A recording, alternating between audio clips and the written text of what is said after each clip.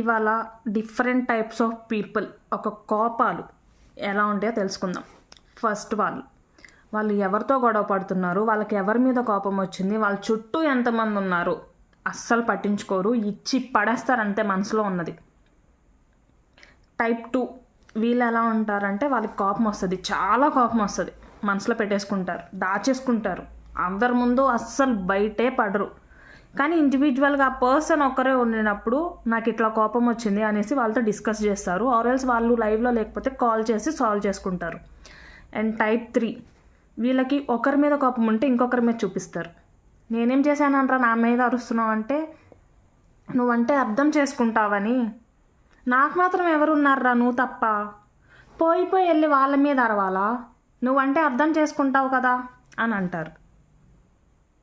Type 4 వీళ్ళకి కోపం వస్తుంది, చాలా కోపం వస్తుంది, బేర్ చేస్తారు. ఫైనల్ స్టేజ్ ఆఫ్ కోపం వాళ్ళది ఎలా ఉంటుందంటే, లోపలికి వెళ్ళిపోయి తలుపేసేసుకొని మూల కూర్చొని మౌనం ప్రకటిస్తారు, మౌన పోరాటం చేస్తారు, ఫైనల్లీ సాధిస్తారు.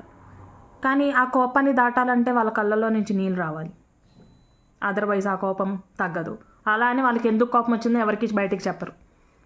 వీటన్నిటిలో మీరు ఏ టైపో కామెంట్ చేయండి. నేనైతే second and fourth type. Bye.